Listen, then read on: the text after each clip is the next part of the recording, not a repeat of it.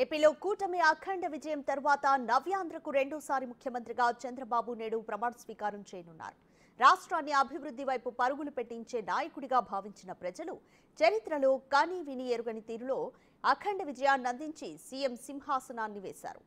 ముఖ్యమంత్రిగా ప్రమాణ స్వీకారోత్సవానికి గన్నవరం దగ్గర కేసరపల్లి ఐటీ పార్క్ సమీప ప్రాంగణం సర్వాంగ సుందరంగా సిద్ధమైంది. ప్రభుత్వ యంత్రాంగం అన్ని ఏర్పాట్లు పూర్తి చేసింది. మరికొద్ది గంటల్లోనే తన రాజకీయ జీవితంలో 4వసారి ముఖ్యమంత్రిగా చంద్రబాబు పట్టాభిషిక్తుడు కానున్నారు.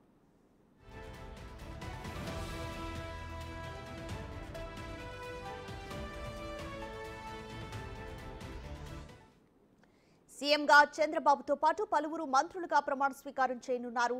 టీడీపీ, జనసేన, బీజేపీ నుంచి పలువురు మంత్రులు నేడు ప్రమాణ స్వీకారం చేయనున్నారు. ఇందులో ముఖ్యంగా జనసేన అధినేత పవన్ కళ్యాణ్ కు ఏ శాఖ ఇస్తారనే దానిపై తీవ్ర ఆసక్తి నెలకొంది.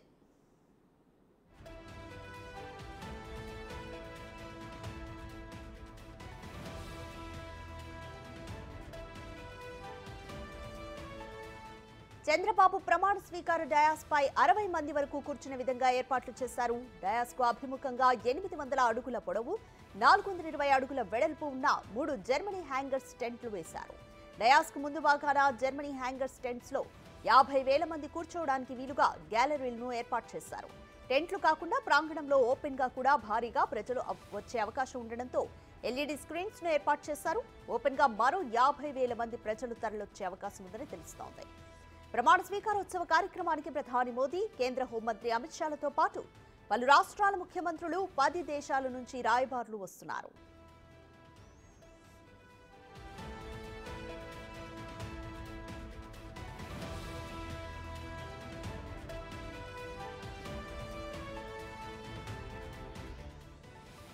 ప్రమాణ స్వీకారానికి విచ్చేస్తున్న ప్రత్యేక ఆహ్వానితుల కోసం డయాస్ వెనుక భాగంలో గ్రీన్ రూమ్స్ ను ఏర్పాటు చేశారు. ప్రధానమంత్రి మోదీ కోసం ప్రత్యేకంగా స్టేజికి అత్యంత సమీపంలో గ్రీన్ రూమ్ ను ఏర్పాటు చేశారు. హోంమంత్రి అమిత్ షా ఈ గ్రీన్ రూమ్ కు ముందుగా చేరుకుంటారు. పీఎంఓ సిబ్బంది కోసం మరో రూమ్ ను ఏర్పాటు చేశారు. గవర్నర్ అబ్దుల్ నజీర్ కోసం, ముఖ్యమంత్రి కోసం ప్రత్యేకంగా గ్రీన్ రూమ్లను ఏర్పాటు చేశారు.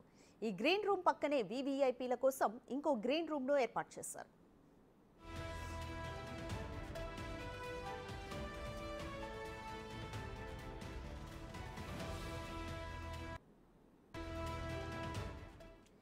ప్రమాణ స్వీకారోత్సవానికి 3 మెగా వేదికలను ఏర్పాటు చేశారు. ఈ 3 వేదికల్లో ప్రత్యేక ఆహ్వానితులు, ఎంవీఐపీలు, వీవీఐపీలు, వీఐపీల కోసం మొత్తంగా 36 గ్యాలరీలు ఏర్పాటు చేశారు. ప్రమాణ స్వీకార డయాస్ కు ఎడమ వైపున వేదిక ముందు వరుసన జాతీయ మీడియా సభ్యులు 250 మందికి, జాతీయ స్థాయి పారిశ్రామికవేత్తలు 400 మందికి కలిపి మొదటి గ్యాలరీని కేటాయించారు. మొదటి వేదికలోని రెండో గ్యాలరీని పార్లమెంటు సభ్యులు, ఎమ్మెల్సీలు, ఎమ్మెల్యేల కోసం 650 సీటింగ్ సామర్థ్యంతో ఏర్పాటు చేశారు. డయాస్ కు అభిముఖంగా ఉండే మధ్య వేదికలో 3వ గ్యాలరీని చంద్రబాబు కుటుంబ సభ్యుల కోసం 300 మందికి సరిపడా ఒక గ్యాలరీని ఏర్పాటు చేశారు. దీనికి పక్కనే పవన్ కళ్యాణ్ కుటుంబ సభ్యుల కోసం 300 మందికి సరిపడా 4వ గ్యాలరీని ఏర్పాటు చేశారు. ఈ 2 గ్యాలరీల మధ్య ఉండే ఖాళీలో 300 మందికి సరిపడా అమరావతి రాజధాని నిర్మాణానికి సహకరించిన దాతల కోసం ఈ గ్యాలరీని ఏర్పాటు చేశారు. ఈ గ్యాలరీ వెనుక మీడియా పాయింట్ కోసం ప్రత్యేక గ్యాలరీ ఉంది.